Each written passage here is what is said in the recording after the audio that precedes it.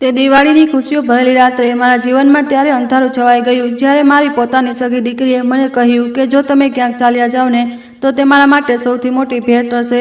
બસ ગમે તેમ કરીને તમે મારા જીવનમાંથી ગાયબ થઈ જાઓ. તે સમયે તેને પ્લેટમાં તે જ ભોજન પીરસેલું હતું જે મેં પોતે ખૂબ પ્રેમથી મારા હાથે બનાવ્યું હતું. મટર પનીર, પુલાવ, ગરમા ગરમ નાન અને તેની પસંદ જેના. દિવાળીની રાત હતી. આખું ઘર રોશનીથી ભરેલું હતું, પરંતુ તે એક વાક્યે મારા અંદરની બધી રોશની બુઝાવી દીધી. મેં કોઈ દલીલ ન કરી, ન ચીસો પાડી, ન રડી. હું બસ ચૂપ થઈ ગઈ. અંદર ક્યાંક ખૂબ ઊંડું કંઈક તૂટી ગયું, પણ ચહેરા પર સ્મિત જળવાયેલું રહ્યું. જો તમે પણ ક્યારેય કોઈના પોતાના પાસેથી આવા શબ્દ સાંભળ્યા હોય, જો ક્યારેય કોઈએ તમને કહ્યું હોય કે તમારું ન હોવું જ વધુ સારું છે, તો આ વાર્તા તમારા માટે છે. મારું નામ સરોજની ત્રિપાઠી છે. મારી ઉંમર 72 વર્ષ છે. હું 32 વર્ષ સુધી દિલ્હીની એક સરકારી હોસ્પિટલમાં નર્સ રહી છું. ઈદ હોય, હોળી હોય, દિવાળી હોય કે નવું વર્ષ, મેં મારા જીવનનો મોટો ભાગ હોસ્પિટલની ડ્યુટી પર વિતાવ્યો છે.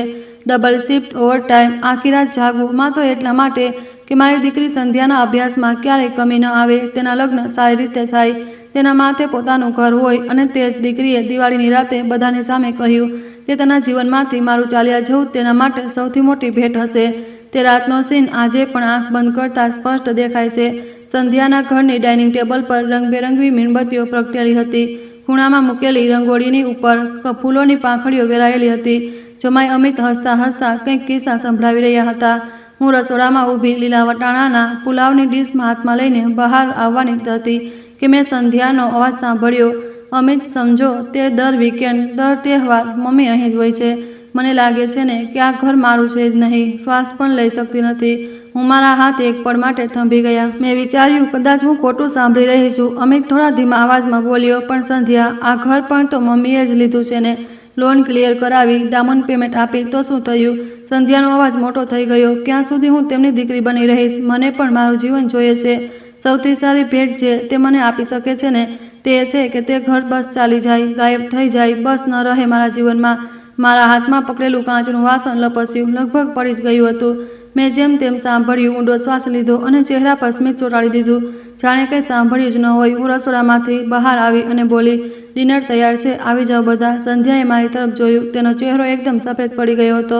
તેને સમજાઈ ગયું કે મેં બધું સાંભળી લીધું છે. અમિતની નજર ચૂકી ગઈ. હવા અચાનક ભારે થઈ ગઈ હતી. મેં બધા માટે ભોજન પીરસ્યું, પ્લેટો આગળ ધરી હસીને પૂછ્યું, કેવું લાગી રહ્યું છે મટર પનીર? મારો અવાજ મને પોતે જ અજાણ્યો લાગી રહ્યો હતો. અંદરથી લાગી રહ્યું હતું કે જાણે છાતીમાં કોઈએ પથ્થર મૂકી દીધો હોય. થોડી જ મિનિટો પછી મેં બહાનું બનાવી દીધું, સંધ્યા, મને મારી તબિયત થોડી ઠીક નથી લાગી રહી. હું ઘરે ચાલી જાઉં. તમે લોકો આરામથી જમો. અમિત તરત બોલ્યો, મમ્મીજી, હું તમને મૂકી જાઉં છું. મેં માથું હલાવ્યું. ના બેટા, હું ઓટો લઈ લઈશ. તમે લોકો એન્જોય કરો. આજે દિવાળી છે. હું દરવાજા સુધી પહોંચી, બૂટ પહેર્યા અને બહાર આવી ગઈ. જેવી ગલીના ખૂણેથી વળી, આંખોમાંથી આંસુ આપોઆપ નીકળી પડ્યા. હું ચાલી તો રહી હતી, પણ મારું શરીર હલકું અને ખાલી લાગી રહ્યું હતું, જાણે કોઈ ખોડિયું હોય જેને અંદર કંઈ બચ્યું જ ન હોય. ઓટો પકડી પોતાના ઘરે પહોંચી. 4 બેડરૂમનો તે મકાન જેવી દરેક ઈંટમાં મેં મારા સપના દાટ્યા હતા કે સંધ્યા આવશે, વીકેન્ડ પર રોકાશે, બાળકો થશે, હું તેમને વાર્તાઓ સંભળાવીશ, આંગણામાં રમશે. ઘરનો મુખ્ય દરવાજો ખોલ્યો, અંધારા ડ્રોઈંગ રૂમમાં પગ મૂક્યો અને અચાનક તે મોટું ઘર એટલું ખાલી લાગ્યું કે ડર લાગવા માંડ્યો. મેં લાઇટ ચાલુ કરી, ચપ્પલ ઉતારી અને સીધી રસોડામાં ગઈ. સિંક પાસે ઊભી રહી. હાથોમાં હજી પણ ખાંડની ખુશ્બુ, દેશી ઘીની મહેક, સંધ્યા માટે બનાવેલા હલવાની મારી હથેળીઓમાં ધ્રુજી રહી હતી. ધીમેથી ખુરશી ખેંચીને હું ડાઇનિંગ ટેબલ પર બેસી ગઈ.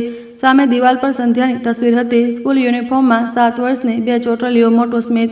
તેને બાળપણમાં એકવાર કહ્યું હતું, મમ્મી, તમે હંમેશા મારી પાસે રહેજો. ઠીક છે, તમે ક્યાંય ન જતા. આજે તેણે જે કહ્યું કે મારું ચાલ્યા જવું એટલે તેને સૌથી મોટી ભેટ મળશે. આખી રાત ઊંઘ ન આવી. હું વારંવાર તે જ વાક્ય કાનોમાં સાંભળતી રહી, બસ ચાલી જાય મારા જીવનમાંથી.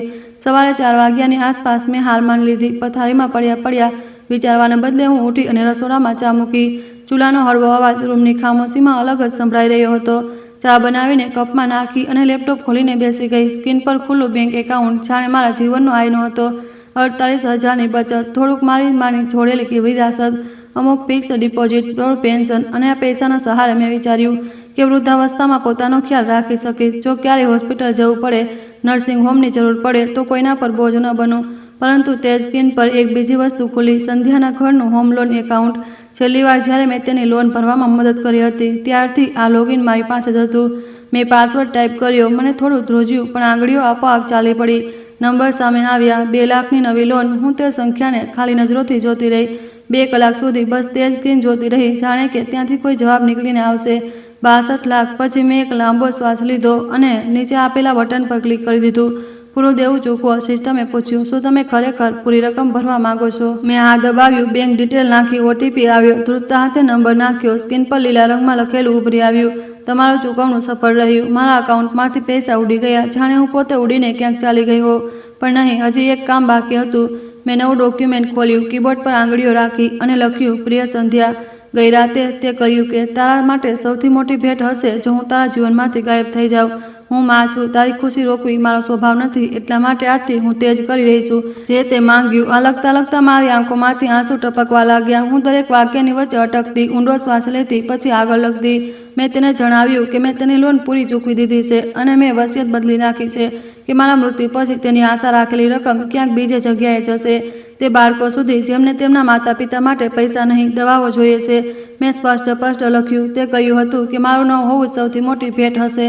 તો આજથી હું તારા રોજિંદા જીવનમાં નહીં રહું, તું તારા દરવાજે નહીં આવું, તને ફોન નહીં કરું, તહેવાર પર તારી રાહ નહીં જોઉં. હું તને સંપૂર્ણપણે આઝાદ કહી રહી છું.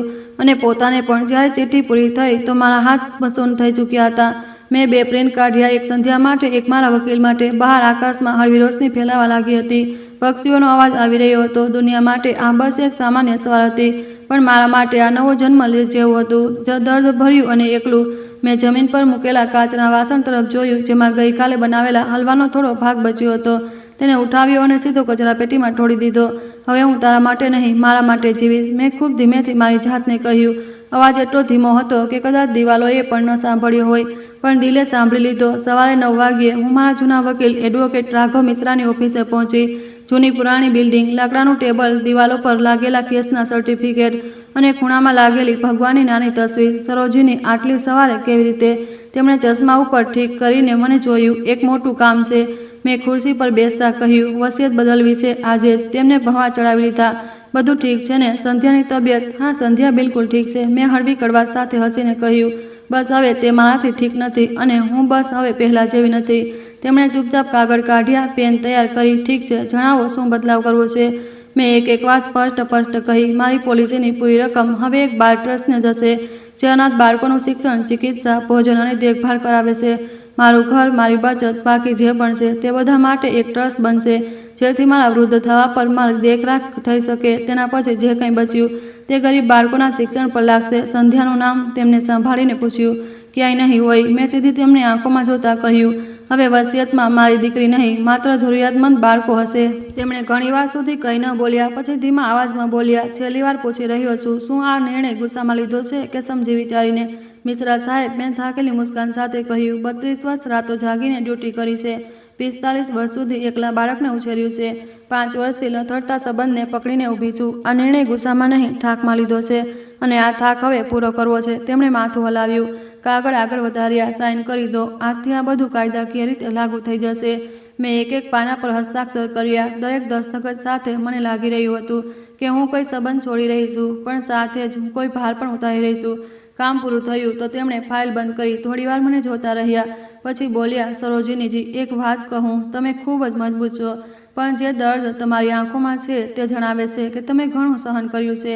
સંધ્યા તમને ડિઝર્વ નહોતી કરતી. મારી આંખો ભરાઈ આવી, પણ મેં આંસુ પડવા ન દીધા. તે મને નહોતી ચાહતી. હવે તેને મારા પૈસા પણ નહીં મળે. બસ આટલું જ તો છે. હું ઊભી થઈ, વરસાદ જેવી ભારે હવામાં બહાર આવી અને ટેક્સી પકડી. રસ્તામાં મેં ફોન કાઢ્યો અને ઇન્ટરનેટ પર સર્ચ કર્યું. કેરળમાં નાનું ભાડાનું ઘર, સમુદ્ર નજીક શાંત વિસ્તાર. સ્ક્રીન પર ઘણા વિકલ્પો આવ્યા. મેં એક બેડરૂમ ફ્લેટ જોયો. બાલ્કનીમાંથી સમુદ્ર દેખાતો હતો. નીચે નારિયેળના વૃક્ષો, ઉપર સ્વચ્છ આકાશ. ભાડું મહિનાનું આપવાનું હતું. આજ ઠીક છે, મેં વિચાર્યું. મારે વધારે સામાન તો લઈ જવાનો નથી, બસ હું મારી અમુક યાદો અને થોડીક હિંમત. મેં બુકિંગ કરી દીધું. 2 દિવસ પછીની તારીખ, દિલ્હીથી કેરળની ફ્લાઇટ ટિકિટ અને તે જ દિવસથી ફ્લેટની ચાવી. તે સાંજે મેં મારો જૂનો સુટકેસ કાઢ્યો, કબાટ ખોલ્યો અને કપડાં પસંદ કરવા લાગી. અમુક સુતરાઉ સાડીઓ, હળવા પ્રિન્ટવાળા સૂટ, 2-3 શાલ, આવશ્યક દવાઓ, મારી નાની તસવીર અને એક ડાયરી. ભારે રજાઈ, શિયાળાના સ્વેટર અને તહેવારોના સાડીઓ ત્યાં જ કબાટમાં છોડી દીધી. ફોટો આલ્બમ સ્લીપ પર મૂકેલા હતા. મેં હાથ લંબાવ્યો, પહેલું આલ્બમ ખોલ્યું. સંધ્યાનો જન્મ, તેનો પહેલો જન્મદિવસ, સ્કૂલનો પહેલો દિવસ, કોલેજનું ગ્રેજ્યુએશન, લગ્નની તસવીરો. દરેક તસવીરમાં હું હસી રહી હતી. દરેક તસવીરમાં હું તેની પાછળ ઊભી હતી, ક્યારેક ખોળામાં, ક્યારેક હાથ પકડીને, ક્યારેક આંસુ લૂંટતી. મેં એક એક ફોટાને હાથ લગાવ્યો, પછી ધીમેથી આલ્બમ બંધ કરી દીધું. તારા માટે કરેલી દરેક વસ્તુ હવે પાછળ છોડી રહીશું સંધ્યા, મેં મનમાં કહ્યું, કારણ કે તે પોતે મને પાછળ છોડી દીધી. આલ્બમ ત્યાં જ રહેવા દીધું. હું તેમને સાથે ન લઈ ગઈ. મેં વિચાર્યું, જો ક્યારેક તો આ ઘરમાં પાછી આવે અને આ આલ્બમ જુએ તો કદાચ સમજી જાય કે તેણે શું કહ્યું છે. બીજી રાત્રે હું સૂઈ ન શકી. 12 વાગ્યાની આસપાસ મેં સ્કૂટી કાઢી, ઘરેથી બહાર નીકળી અને સીધી સંધ્યાના ઘર તરફ ચાલી નીકળી. રસ્તાઓ પર દિવાળીની રોશનીઓ હજી પણ ટમટમી રહી હતી, પણ ફટાકડાનો અવાજ ઓછો થઈ ચૂક્યો હતો. મેં ગાડી થોડે દૂર પાર્ક કરી, જેવું હું હંમેશા કરતી હતી. સંધ્યાની સોસાયટીના ગેટ પરનો ગાર્ડ મને ઓળખતો હતો. હસીને બોલ્યો, નમસ્તે આંટીજી. આજે પણ સંધ્યા મેડમના ઘરે? મેં સામાન્ય ચહેરો બનાવ્યો. હા બેટા, બસ થોડી વાર માટે. તેણે ગેટ ખોલી દીધો. હું ધીમે ધીમે સીડીઓ ચડીને 3જા માળે પહોંચી. ખિસ્સામાંથી તે ચાવી કાઢી જે સંધ્યાએ વર્ષો પહેલાં મને આપી હતી. માં, ક્યારેય પણ આવવું હોય તો આવી જજો. આ ઘર તમારું પણ છે. કહેતા ચાવી આજે પણ તાળામાં ફીટ બેઠી. દરવાજો ધીમેથી ખુલ્યો. ઘરમાં હળવી અગરબત્તીની ખુશ્બુ હતી અને સોફા પર પડેલો કોઝી ધાબળો જણાવી રહ્યો હતો કે બંને ફિલ્મ જોઈને સૂઈ ગયા હશે. હું અંદર ગઈ, લાઇટ ઓન ન કરી. રસ્તાઓ મને યાદ હતા. સીધી તે નાના રૂમમાં ગઈ જેને સંધ્યાએ પોતાની હોમ ઓફિસ બનાવી રાખી હતી. મેજ, લેપટોપ, ફાઇલો, એક ખૂણામાં છોડું જેવું નાનું શોપીસ.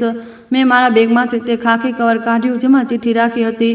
તેને ટેબલ પર બરાબર તેના લેપટોપની સામે મૂકી દીધું, જ્યાં તે સવારે સૌથી પહેલાં બેસશે.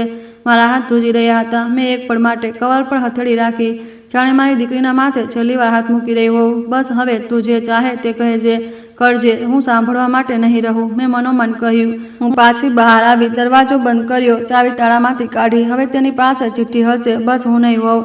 સવારે 4 વાગ્યાની ફ્લાઇટ પકડવાની હતી. હું સીધી મારા ઘરે ગઈ. તૈયાર સામાનની પાસે છેલ્લી વાર બેઠી. ઘરની દિવાલોને જોઈ, પંખાનો અવાજ સાંભળ્યો. મારા જ પગલાંની આહટની રૂમ ભરેલો હતો. હું પાછી આવીશ કે નહીં મેં વિચાર્યું. તે મને પોતે પણ ખબર નથી, પણ જો પાછી આવી પણ તો પહેલીવાળી સરોજની બનીને નહીં આવું. એરપોર્ટ પર સુરક્ષા તપાસ, ચેક ઇન, બોર્ડિંગ, બધું ઔપચારિક જેવું લાગ્યું. ગેટ પર ઊભેલી એરલાઇનની કર્મચારીએ મારો બોર્ડિંગ પાસ સ્કેન કર્યો. સ્ક્રીન પર મારી ઉંમર જોઈ, 72 વર્ષ, અને હળવું ઔપચારિક સ્મિત આપ્યું, જાણે વિચારી રહી હોય, આટલી વૃદ્ધ અને એકલી સ્ત્રી કેરળ તરફ કેમ જઈ રહી છે? તમે એકલા જઈ રહ્યા છો આંટી? તેને વિનમ્રતાથી પૂછ્યું. મેં આંખોમાં સીધી નજર નાખીને કહ્યું, હા, મારા માટે જઈ રહી છું. પહેલીવાર. તે થોડી સેકન્ડ માટે ચૂપ રહી, પછી હસી. પણ તે એ જ સાવધાન સ્મિત હતું જે લોકો વૃદ્ધોને આપે છે. અડધી સહાનુભૂતિ, અડધો સંકોચ. મેં મારો હેડબેગ ઉઠાવ્યો અને બોર્ડિંગ ગેટ તરફ આગળ વધી ગઈ. ખિસ્સામાં રાખેલો ફોન સતત હળવો હળવો ધ્રુજી રહ્યો હતો. Message, call, notification. મેં બહાર કાઢીને જોયું, સંધ્યા કોલિંગ. મેં ડિસ્પ્લેને થોડીવાર સુધી જોયું. 27મી, 28મી, 49મી વાર તે મને ફોન કરી રહી હતી. મેં કોલ કટ કરી દીધો, ફોનને એરપ્લેન મોડ પર લગાવ્યો અને પર્સમાં પાછો મૂકી દીધો. હવે તારી પાસે ચિઠ્ઠી છે, મારા અવાજની જરૂર નથી, મેં મનમાં કહ્યું. પ્લેનમાં પોતાની સીટ પર બેસતા જ મેં બારીમાંથી બહાર જોયું. સવારની હળવી નીલી રોશની રનવે પર વેરાયેલી હતી, જેવું જહાજે ઉડાન ભરી. મને લાગ્યું જાણે કોઈ અદ્રશ્ય હાથ મારી પીઠ પરથી જૂનો બોજ ધીમે ધીમે ઉતારી રહ્યો હોય. નીચે દિલ્હીની ઇમારતો નાની થતી ગઈ. તે હોસ્પિટલ જ્યાં મેં આટલા વર્ષ ડ્યુટી કરી હતી, તે પાર્ક જ્યાં સંધ્યા હિંચકા ખાતી હતી, તે બજાર જ્યાંથી હું તેના પસંદની બિસ્કિટ લાવતી હતી, બધું વાદળોની પાછળ ગુમ થઈ ગયું. મારી બાજુની સીટ પર બેઠેલી એક સ્ત્રી વારંવાર મારી તરફ જોઈ રહી હતી. ઉંમર મારી જ આસપાસની હશે, વાળમાં સફેદ રટો, હાથમાં કિતાબ. પહેલીવાર કેરળ જઈ રહ્યા છો? તેણે હસીને પૂછ્યું. મેં માથું હલાવ્યું. નહીં, આ મહિને 3જી વાર. હવે ત્યાં જ રહીશ. તે ચોંકી ગઈ. સારું, પરિવાર ત્યાં છે કે શું? મેં એક પળ વિચાર્યું, પછી શાંત સ્વરે કહ્યું, નહીં, પરિવાર નથી, એટલા માટે તો જઈ રહી છું. તેણે તેના પછી કંઈ ન પૂછ્યું. ક્યારેક ક્યારેક અમુક જવાબો એટલા સ્પષ્ટ હોય છે કે સવાલો આપોઆપ મરી જાય છે. મેં આંખો બંધ કરી લીધી. મારા મનમાં એક જ વાત ગુંજી રહી હતી, હું જઈ રહી છું, પણ ભાગી નથી રહી. હું પોતાને બચાવવા જઈ રહી છું. ક્યાંક ને ક્યાંક દિલ્હીમાં, પોતાના ઘરના કોઈ રૂમમાં. માત્ર દીકરી થોડીવાર પછી પોતાની મેજ પર બેસશે, કવર જોશે, તેને ખોલશે અને દરેક શબ્દ તેના ભીતર તીરની જેમ ખૂંચશે. અને હું વાદળોની ઉપર તે ચિઠ્ઠીથી દૂર એક નવી જિંદગી તરફ વધી રહી હતી. આ જ હતું મારું પહેલું પગલું, તે ભેટ તરફ જે મેં પોતાને આપવાનો નિર્ણય કર્યો હતો. અને સાચું કહું તો જ્યારે જહાજ વાદળોની વચ્ચે સ્થિર થયું તો મને પહેલીવાર અનુભવ થયો કે હું એકલી છું, પણ બિલકુલ ખાલી નથી. મારી સાથે મારી હિંમત છે, મારી સીમા છે, પણ મારો નિર્ણય છે. બસ મને એટલું ખબર હતી કે જ્યાં સુધી મારી ફ્લાઇટ કેરળ પહોંચશે, સંધ્યા મને ચિઠ્ઠી વાંચી ચૂકી હશે અને અમારા બંનેની જિંદગી હંમેશા માટે બદલાઈ ચૂકી હશે. કેરળની હવા જેવી જ મારા ચહેરા સાથે ટકરાઈ. મને લાગ્યું કોઈએ ગરમ ટુવાલ મૂકી દીધો હોય. હળવી નમી, મીઠાની ખુશ્બુ અને ક્યાંક ભીતર ખૂબ ઊંડી જગ્યા પર એક નાનો સરખો સંતોષ. એરપોર્ટની બહાર નાળિયેરના વૃક્ષો હારમાં ઊભા હતા, જાણે કોઈ નવા મહેમાનનું સ્વાગત કરી રહ્યા હોય. મેં મારો નાનો સુટકેસ ખેંચતા બહાર આવીને રેપ ટેક્સી પકડી. ડ્રાઈવરે પૂછ્યું, ક્યાં જવું છે આંટી? મેં મોબાઈલમાંથી સરનામું વાંચીને સંભળાવ્યું. આખો રસ્તો હું બારીમાંથી બહાર જોતી રહી. રસ્તાની કિનારે રંગબેરંગી મકાનો હતા, જેના આંગણામાં ફૂલો ખીલ્યા હતા. ક્યાંક ક્યાંક સફેદ દિવાલોવાળા ખચડ દેખાઈ જતા હતા, તો ક્યાંક નાના મંદિરો. હવામાં સમુદ્રની ભેજ ભળેલી હતી અને ચારે તરફ હરિયાળી ફેલાઈ હતી. મારા ભીતર અજીબ ખાલીપો અને હળવાશ બંને સાથે સાથે હતા, જાણે કોઈએ મને એક સાથે તોડી પણ છે અને મુક્ત પણ કરી છે. ફ્લેટ નાનો હતો પણ સ્વચ્છ. એક રૂમ, નાનું કિચન અને સૌથી સુંદર વસ્તુ, બાલ્કનીમાંથી દેખાતો સમુદ્ર. લહેરો ખૂબ દૂર હતી, પણ તેમનો અવાજ હવા સાથે મારા સુધી પહોંચી રહ્યો હતો. મેં સુટકેસને ખૂણામાં મૂક્યો, ચાવી ટેબલ પર મૂકી અને સીધી બાલ્કનીમાં જઈને રેલિંગ પકડીને ઊભી રહી ગઈ. સામે આકાશ અને પાણીની વચ્ચે કોઈ રેખા નહોતી દેખાતી, બસ વાદળી અને થોડુંક ચાંદી જેવું ચમકતું. ખાસ ખિસ્સામાં રાખેલો ફોન જાણે કોઈ બાળકની જેમ ચીત કરી રહ્યો હતો. વારંવાર હળવું વાઇબ્રેશન. મેં તેને કાઢ્યો, એરોપ્લેન મોડ હટાવ્યો. સ્ક્રીન પરની નંબર ચમકી ઉઠ્યો. મિસ કોલ, સંધ્યા 47. મેસેજ. દિલ એક પળ માટે ઝડપથી ધબકવા લાગ્યું. આંગળીઓ આપોઆપ વોઇસમેલવાળા બટન પાસે રોકાઈ ગઈ. મમ્મી, પ્લીઝ ફોન ઉઠાવો. મમ્મી, તમે ક્યાં છો? મમ્મી, તમે આવું કેમ કરી રહ્યા છો? હું કલ્પના કરી શકતી હતી કે તે શું કહી રહી હશે. મને સાંભળવા માટે રેકોર્ડિંગ ચલાવવાની જરૂર નહોતી. વર્ષોથી હું તેના દરેક સ્વરને ઓળખતી હતી, ગુસ્સાવાળો, પ્રેમવાળો, જીદવાળો, રડવાળો. પણ આજે પહેલીવાર મેં પોતાને પહેલા પસંદ કરી. મેં ઊંડો શ્વાસ લઈને બધી વોઇસમેલ નોટિફિકેશન ઉપરથી નીચે સુધી સ્ક્રોલ કરી અને ડિલીટ ઓલ દબાવી દીધું. સ્ક્રીન ખાલી થઈ ગઈ. તને હવે પહેલીવાર તારા શબ્દોનો ગુંજ તારા ઘરની શાંતિમાં સાંભળવો જોઈએ, મારા ફોનની ઘંટીમાં નહીં, મેં મનોમન કહ્યું. 2 દિવસ નીકળી ગયા. હું સવારે સમુદ્ર કિનારે ફરવા જતી, બપોરે કિચનમાં કંઈક હળવું બનાવતી, સાંજે બાલ્કનીમાં બેસીને ચા પીતી. એકલતા હતી, પણ ફરિયાદ કરવાની અવાજો નહોતી, મહેણા ટોણા નહોતા, કોઈના માટે પોતાનું નાનું કરવાની મજબૂરી નહોતી. ત્રીજા દિવસે સવારે હું સમુદ્ર કિનારે લહેરોને જોઈ રહી હતી કે મારી પાસેથી 2 સ્ત્રીઓ પસાર થઈ, મારી જ ઉંમરની હશે. એકના વાળ ચાંદી જેવા, બીજીના ગળામાં મોટો સ્કાર્ફ. તમે ટુરિસ્ટ છો કે અહીં રહો છો? ચાંદીવાળવાળીએ હસીને પૂછ્યું. મેં પણ હળવા સ્મિતથી જવાબ આપ્યો, હવે હું અહીં જ રહીશ, દિલ્હીથી આવીશું. સારું, અમે પણ તો અહીં એકલા છીએ. તેણે હસીને કહ્યું, મારું નામ કમલા છે અને આ અંજુસા છે. અમે અમુક બીજી સ્ત્રીઓ સાથે અઠવાડિયામાં 1 દિવસ અહીં મળીએ છીએ, પોતાના કિસ્સા લઈને. તમે પણ આવવા માગો છો તો આવી શકો છો. અમે લોકો આ મંડળીને બીજી પારી કહીએ છીએ, જીવનની બીજી પારી. શબ્દો સાંભળીને દિલના કોઈ ખૂણાને જાણે કોઈએ હળવેથી સ્પર્શ કર્યો હોય. બીજી પારી? ક્યારે મળો છો તમે લોકો? મેં પૂછ્યું. દર ગુરુવારે સાંજે સમુદ્રની સામેવાળા તે જૂના પુરાણા કેફેમાં. કમલાએ દૂર ઇશારો કર્યો. ત્યાં વાડકામાં ચા મળે છે અને અમે અમારા દિલનો બોજ તે ચામાં ઉગાડી દઈએ છીએ. હું હસી પડી. તો પછી આજે મને 2 કપ જોઈ છે. તે રાત્રે મેં તેમને બધું જણાવ્યું. દિવાળીની રાત, સંધ્યાના શબ્દો, વસિયત, કેરળનો ફ્લેટ, તે બધી ચૂપચાપ સાંભળતી રહી. કોઈ વચ્ચે એ કહેવા ન આવ્યું કે દીકરી છે, માફ કરી દો, વૃદ્ધાવસ્થામાં એકલા કેવી રીતે રહેશો? બસ સાંભળતી રહી, સમજતી રહી. જ્યારે મેં બોલવાનું બંધ કર્યું, કમલાએ પૂછ્યું, પસ્તાવો છે? મેં ખૂબ વિચારીને જવાબ આપ્યો, હજી ખબર નથી. બસ એટલું જાણું છું કે જો હું ન આવતી તો કદાચ કોઈ દિવસ હોસ્પિટલના બેડ પર આંખો બંધ કરીને વિચારતી, કાશ મેં પણ એકવાર મારા માટે જીવી લીધું હોત. એટલે તું ડરથી વધારે પસ્તાવાથી ડરે છે? અંજુસાએ હસીને કહ્યું, કદાચ. મેં માથું હલાવ્યું. તે રાત્રે ઘરે પાછા ફરતી વખતે પહેલીવાર કેરળ મને ઓછું જ અજાણ્યું લાગ્યું, જાણે કે આ શહેર તે બધા માટે ખુલ્લી બાહોથી ઊભું છે જે પોતાના જ ઘરમાં અજાણ્યા બનાવી દેવાયા હોય. 3 અઠવાડિયા આમ જ નીકળી ગયા. મેં બીજી પારીની બેઠકોમાં જવાનું શરૂ કરી દીધું. સવારે યોગ ક્લાસ જોઈન કરી લીધો. ક્યારેક ચર્ચની નજીકમાં શાક માર્કેટમાંથી સસ્તા ભીંડા ટમેટા ખરીદી લાવતી. ક્યારેક સમુદ્ર કિનારે બેસીને ડાયરીમાં લખતી. ફોન મોટા ભાગે દરાજમાં જ રહેતો. ક્યારેક કાઢીને જોતી, અમુક અજાણ્યા નંબરોની મિસ કોલ, અમુક બેંકના મેસેજ. પણ સંધ્યાનું નામ નહીં. કદાચ તેણે હાર માની લીધી હતી. કદાચ તેને મારા ન હોવાની ભેટ ખરેખર પસંદ આવી ગઈ હતી. એક દિવસ બપોરે જ્યારે હું શાક ધોઈને મૂકી જ રહી હતી, નીચેથી વોચમેને અવાજ લગાવ્યો, મેડમ, તમારા માટે પાર્સલ આવ્યું છે.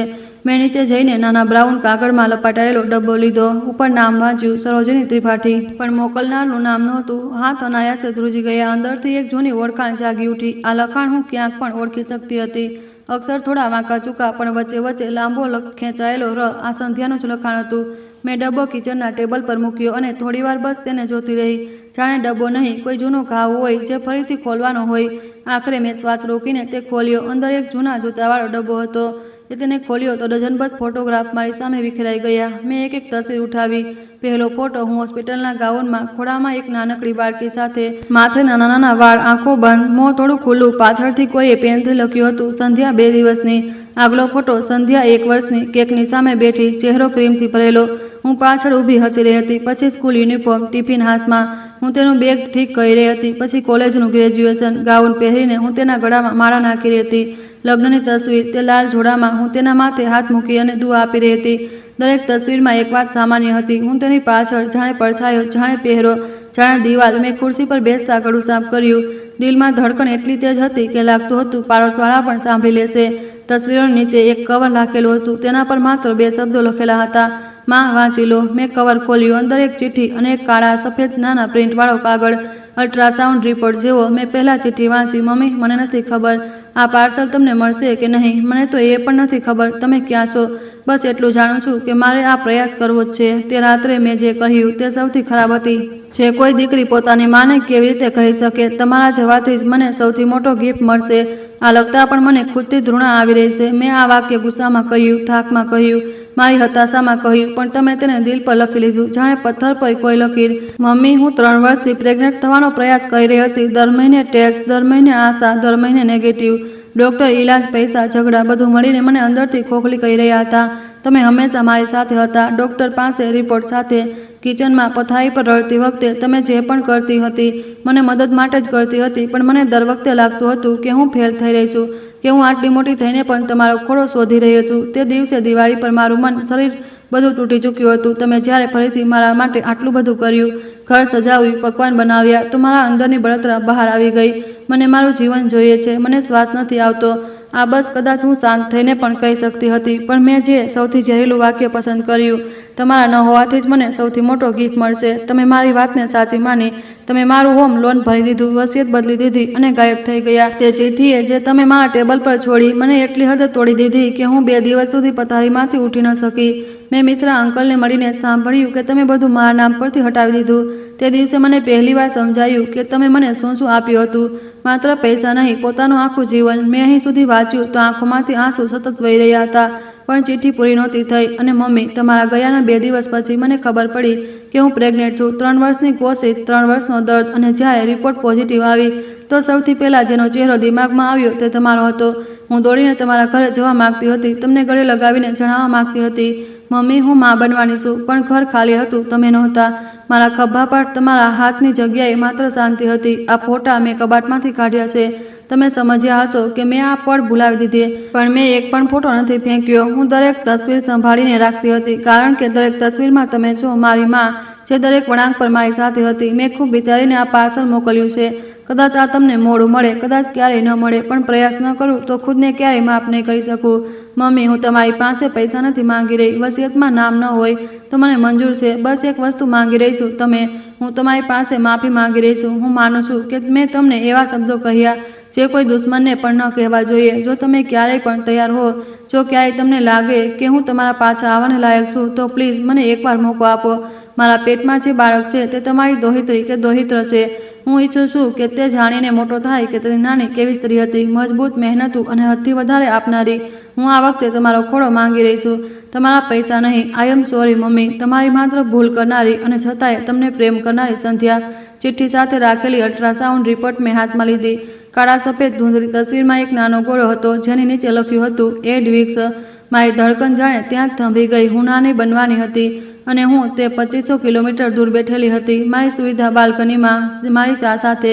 મેં ચિઠ્ઠી ફરી વાંચી. પછી ત્રીજી વાર. દર વખતે કંઈક નવું ખૂંચતું, કંઈક નવું પીગળતું. સાંજ સુધી માથું ભારે થઈ ગયું હતું. મેં કમલાને ફોન કર્યો, કાલે મળી શકે છે. બીજા દિવસે અમે ત્યાં સમુદ્ર કિનારે કેફેમાં બેઠા હતા. મેં તેની સામે ચિઠ્ઠી અને ફોટો મૂકી દીધા. કમલાએ ધીમે ધીમે બધું વાંચ્યું. વચ્ચે વચ્ચે તે મને જોતી, પછી શબ્દો પર પાછી ફરતી. જ્યારે તેણે ચિઠ્ઠી પૂરી કરી તો થોડીવાર તેણે ઊંડો શ્વાસ લીધો. પછી બોલી, આ એ જ સંધ્યા છે જેણે તને કહ્યું હતું કે તારું ન હોવું તેનો સૌથી મોટો ભેટ હશે? હા, મેં જવાબ આપ્યો. અને આજે તે મને કહી રહી છે કે તેને પૈસા નહીં, માં જોઈએ છે. હું સમજી નથી શકતી કે શું કરું. તારા દિલમાં શું થઈ રહ્યું છે? કમલાએ સીધો સવાલ કર્યો. બધું ભેગું ભેગું. મેં સાચું કહ્યું. એક તરફ ગુસ્સો છે. 5 વર્ષ સુધી તેણે મને બસ કામવાળી, બેબી સીટર, ATM સમજી. એક દિવસ ગુસ્સામાં બોલી અને મને કચરાની જેમ બહાર ફેંકી દીધી.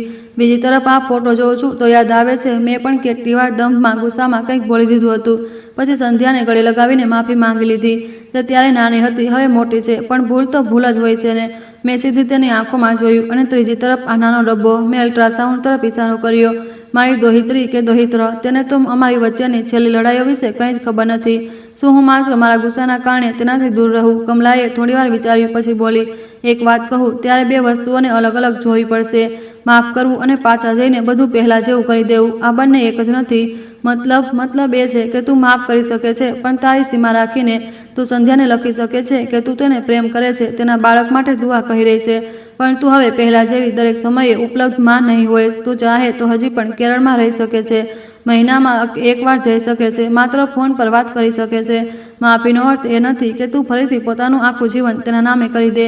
મેં ચૂપચાપ તેની વાત સાંભળી. આ સરળ વાક્યો હતા, પણ તેમાં ખૂબ ઊંડાઈ હતી. પણ જો હું હજી પણ જવાબ ન આપું, મેં પૂછ્યું, તો અંદરનો ગુસ્સો અથાણાની જેમ તારા દિલમાં બંધ થઈ જશે. કમલાએ હસીને કહ્યું, ઉપરથી દેખાશે કે બધું ઠીક છે, પણ અંદર ધીમે ધીમે બધું સડી જશે. નિર્ણય તારે કરવાનો છે. તું ગુસ્સા સાથે જીવવા માંગે છે કે સીમાઓ સાથે? રાત્રે ઘરે પાછા ફરીને મેં ટેબલ પર કાગળ કલમ મૂક્યા. ઘણીવાર કાગળ ઉઠાવ્યો, ઘણીવાર મૂકી દીધો. આખરે મેં લખવાનું શરૂ કર્યું. પ્રિય સંધ્યા, તારું પાર્સલ મળ્યું. બધી તસવીરો જોઈ. દરેક તસવીરમાં પોતાને જોયા, તને જોઈ, અને તે વર્ષો જોયા જે અમે સાથે વિતાવ્યા. તારી ચિઠ્ઠી વાંચી, તારું સોરી પણ વાંચ્યું, તારું દર્દ પણ, અને તારું ખુશખબરવાળું વાક્ય પણ કે તું માં બનવાની છે. સૌથી પહેલાં તો અભિનંદન. તું જે 3 વર્ષથી ચાહી રહી હતી તે તને મળ્યું. હું ખરેખર તારા માટે ખુશ છું. તું પૂછે છે કે હું શું તને માફ કરી શકીશ? માફી કોઈ સ્વિચ નથી જેને ઓન કરી અને બધું જૂનું ભૂંસાઈ ગયું. આ એક રસ્તો છે જેના પર ચાલીને જવું પડે છે. હું આ રસ્તો ચાલવા માટે તૈયાર છું, પણ ધીમે ધીમે. તારે જાણવું પડશે કે તારા શબ્દોએ મને કેટલું નુકસાન પહોંચાડ્યું. જ્યારે દીકરી પોતાની માને કહે છે કે તારું ન હોવું જ સૌથી મોટો ગિફ્ટ છે, તો માની અંદર ઘણું બધું મરી જાય છે. મેં તને સજા આપવા માટે નહીં, પોતાને બચાવવા માટે આ અંતર પસંદ કર્યું છે. મેં વસિયત એટલા માટે બદલી કે મને પહેલીવાર લાગ્યું કે જો હું મારી મહેનતનું ફળ કોઈને આપું તો તેવા બાળકોને આપું જે પોતાની માને ગુમાવી ચૂક્યા છે, ન કે તેવા બાળકોને જે પોતાની માને બોજ સમજે. તને આ બધું ખરાબ લાગી શકે છે, દર્દ આપી શકે છે, પણ આ પણ સત્ય છે. હવે તારા સવાલ પર આવું છું. હું પાછી આવીશ, હમણાં નહીં. મેં અહીં કેરળમાં મારી એક નાની જિંદગી બનાવી છે. સમુદ્ર મારા જેવી અમુક બીજી સ્ત્રીઓ, થોડી શાંતિ. આ જિંદગી મને વર્ષો પછી મળી છે, અને હું તેને ફરીથી તારા મૂળ ગુસ્સા અને જરૂરિયાતો અનુસાર વાળી નથી શકતી. આનો મતલબ એ નથી કે હું તને પ્રેમ નથી કરતી. તું મારી દીકરી હતી, છે, અને રહીશ. તું માં બની રહી છે, તો મારા આશીર્વાદ દરરોજ તારી સાથે હશે. પણ હાલ પૂરતું જેટલું અંતર તે માગ્યું હતું એટલું અંતર હું નિભાવી રહી છું. કદાચ કોઈ દિવસ આ અંતર ઓછું થાય.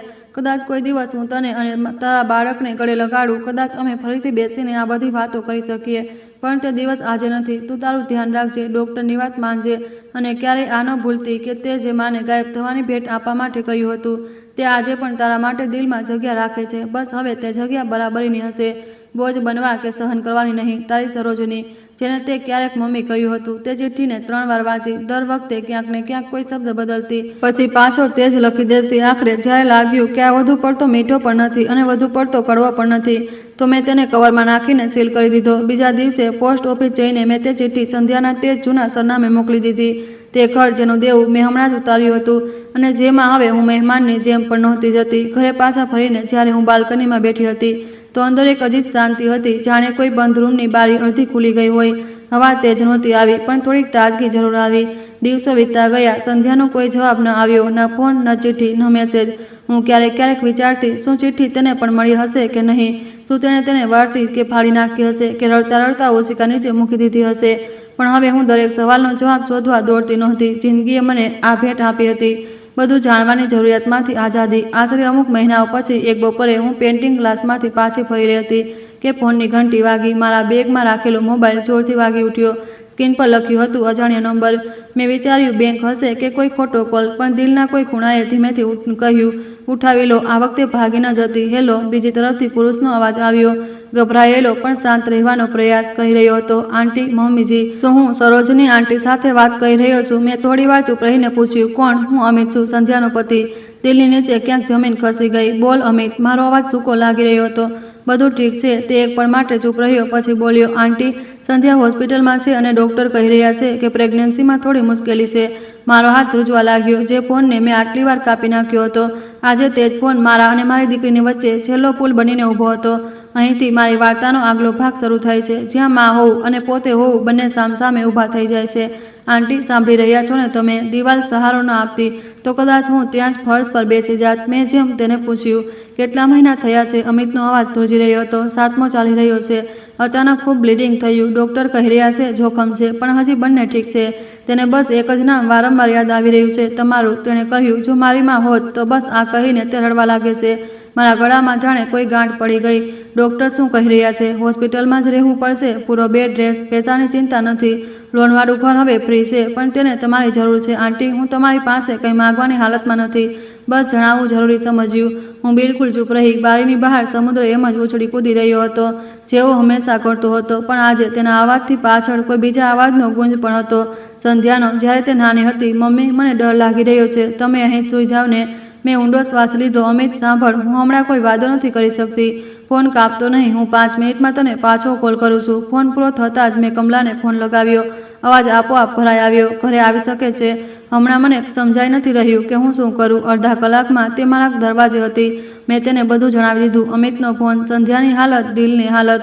કમલા થોડીવાર શાંત બેસી રહી, પછી ધીમેથી બોલી, સરોજિની, હવે સવાલ એ નથી કે સંધ્યાએ તારી સાથે શું કર્યું. તે ભાગ તે લખીને, બોલીને, રડીને ઘણે અંશે કાઢી નાખ્યો છે. હવે સવાલ એ છે કે તું પોતે કોને બનવા માગે છે? તે માં જે ગુસ્સામાં હંમેશા મોં ફેરવી લે છે, કે તે માં જે પાછી જાય છે, પણ આ વખતે પોતાની શરતો પર?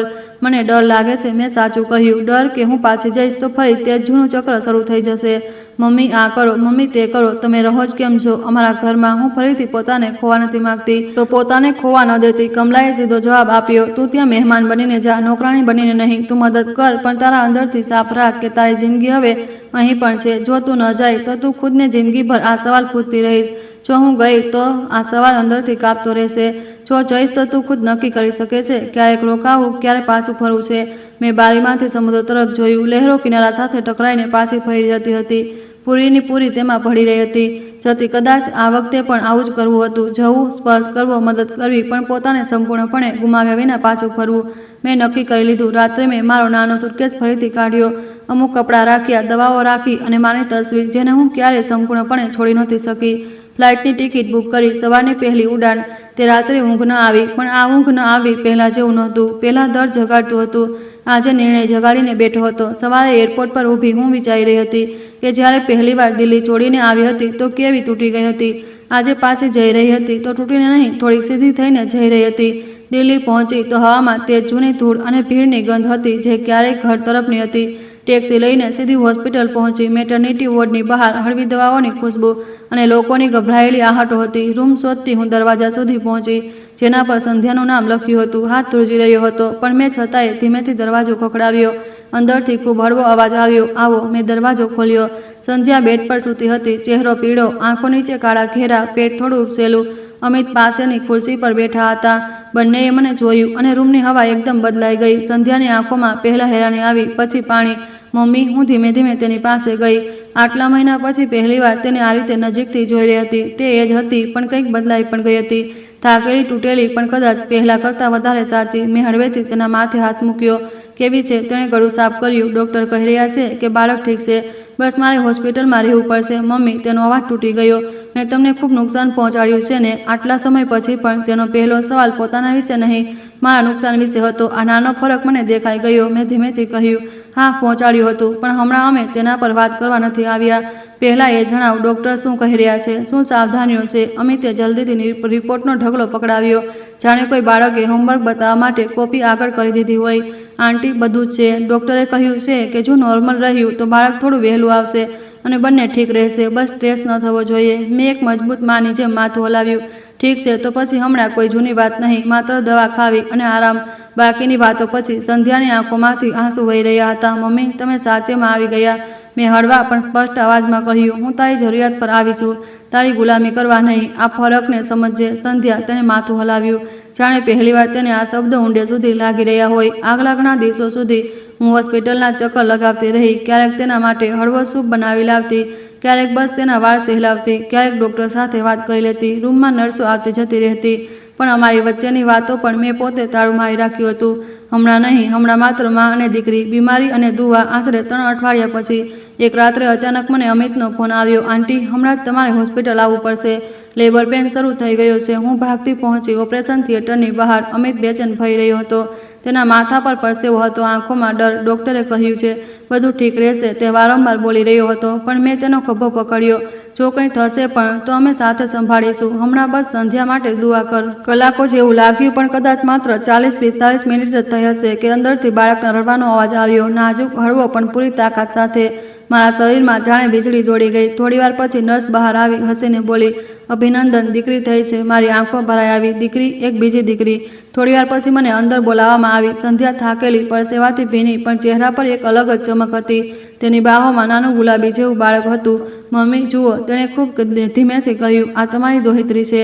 હું નજીક ગઈ, બાળકીના નાના નાના હાથ જોયા, નાક, આંખો, વાળ. તે એટલી હળવી હતી કે લાગતું હતું હવા પણ તેને ઉડાવી જશે. ઉઠાવો તેને, સંધ્યાને કહ્યું. તેને પોતાની નાનીને ખોળો જોઈએ છે. મેં બંને હાથ આગળ કર્યા. નર્સે બાળકીને મારા ખોળામાં મૂકી દીધી. જેવો તેનો નાનકડો હાથ મારી આંગળી પર આવ્યો, મારા ભીતર જેટલો પણ ગુસ્સો, ફરિયાદ, કડવાશ હતી, બધું એક પળ માટે પાછળ જતું રહ્યું. નામ શું રાખીશ? મેં ધીમેથી પૂછ્યું. સંધ્યા મારી તરફ જોવા લાગી, આંખોમાં શરમ, પ્રેમ અને એક આશા, બધું સાથે સાથે. મમ્મી, જો તમે ખરાબ ન માનો તો હું નાનીના નામ પર રાખવા માંગુ છું, તમારી માના નામ પર. જે નાનીની વાર્તાઓ તમે હંમેશા સંભળાવી રહ્યા હતા, શું અમે તેનું નામ રમા રાખી શકીએ? થોડું બદલીને, પણ યાદ એ જ રહેશે. મારી માનું નામ મનોરમા હતું. રમા સાંભળતા જ યાદોમાં ઘણા પળ ખુલી ગયા. માનો ખોળો, તેમની ઠપકો, તેમનો પ્રેમ. મેં માથું હલાવ્યું, આંખોમાંથી આંસુ વહેતા રહ્યા. ખૂબ સારું નામ છે, રમા. મેં બાળકીના કાન પાસે ધીમેથી કહ્યું. રમા, હું તારી નાની છું. હું તારી સાથે વાયદો કરું છું કે જ્યાં પણ રહીશ, તું મારા દિલમાં રહીશ. આગલા અમુક દિવસ હું સંધ્યાના ઘરે રોકાઈ. રમાને ખોળામાં લેવું, તેનું ડાયપર બદલવું, તેને દવા આપી. આ બધું કરતાં મારી આંગળીઓને તે જૂની આદતો યાદ આવી ગઈ જે તેમણે ક્યારેય સંધ્યાને ઉછળતી વખતે શીખી હતી. પણ આ વખતે એક ફરક હતો. પહેલાં હું પોતાને ભૂલીને માં બની હતી. આ વખતે હું પોતાને યાદ રાખતા નાની બની.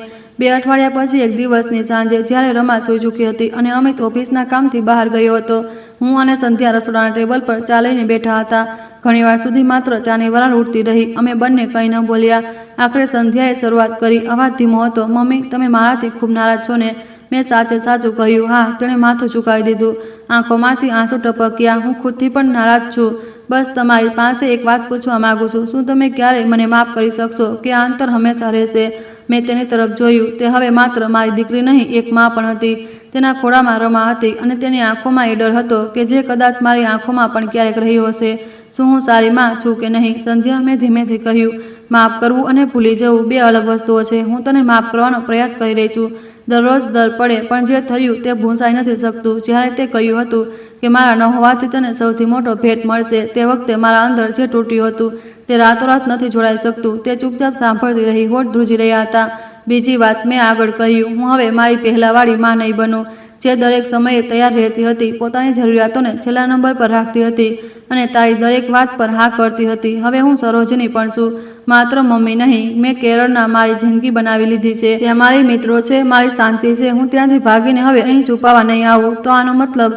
તેણે ડરતા ડરતા પૂછ્યું. આનો મતલબ એ છે કે મેં સ્પષ્ટ કહ્યું, હું તારા માટે રહીશ, પણ પોતાને ખોઈને નહીં.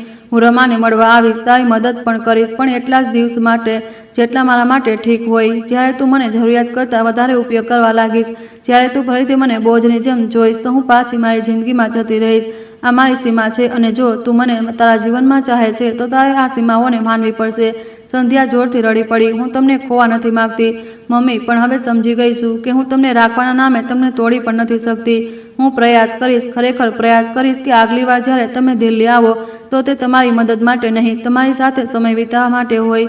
મેં હાથ લંબાવીને તેના હાથ પર મૂક્યો. પ્રયાસ ખૂબ મોટું પગલું છે સંધ્યા, અને હું એ જોઈ રહી છું કે તું બદલવા માંગે છે. બસ યાદ રાખજે, હું હવે તારા જીવનની જરૂરિયાત બનીને નહીં, એક ઇન્સાનની જેમ રહેવા માંગુ છું, જેની પોતાની જરૂરિયાતો પણ છે. અમુક દિવસ પછી મારા પાછા ફરવાનો સમય આવી ગયો. સવારની ફ્લાઇટ હતી. રાત્રે જ મેં રમાને ઘણીવાર ચૂમી, તેના નાના નાના હાથ પકડ્યા, તેને દિલમાં ભરી લીધી. એરપોર્ટ જતી વખતે સંધ્યા અને અમિત બંને મને મૂકવા આવ્યા. બહાર ગાડીનો દરવાજો ખુલ્યો તો સંધ્યાએ અચાનક મને ગળે લગાવી લીધી.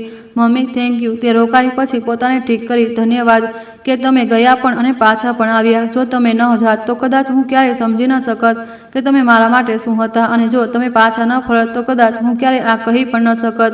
મેં તેના માથે હાથ ફેરવ્યો. યાદ રાખજે, હું તને સજા આપવા નહોતી ગઈ, પોતાને બચાવવા ગઈ હતી, અને પાછા ફરીને પણ હું તને બચાવવા નથી આવી. બસ રમાને મળવા આવી છું. તે નાની જાનને મને ફરીથી અહીં ખેંચી. ફ્લાઇટમાં બેસતી વખતે આ વખતે મારું દિલ પહેલાં જેવું ભારે નહોતું. હા, હળવો દર્દ હતો અંતરનો, અધૂરાપણાનો, વચ્ચેના રસ્તાનો, પણ સાથે જ એક અજીબ સંતુલન પણ હતું. હું કેરળ પાછી ફરી તો કમલા અને બાકી બીજી પારીવાળી સ્ત્રીઓ મારી રાહ જોઈ રહી હતી. કેવું રહ્યું? શારદાએ પૂછ્યું. મેં હસીને કહ્યું, કઠિન, મીઠું અને થોડું કડવું પણ સૌથી સારું એ હતું કે આ વખતે હું પોતાને ખોઈને પાછી ન ફરી.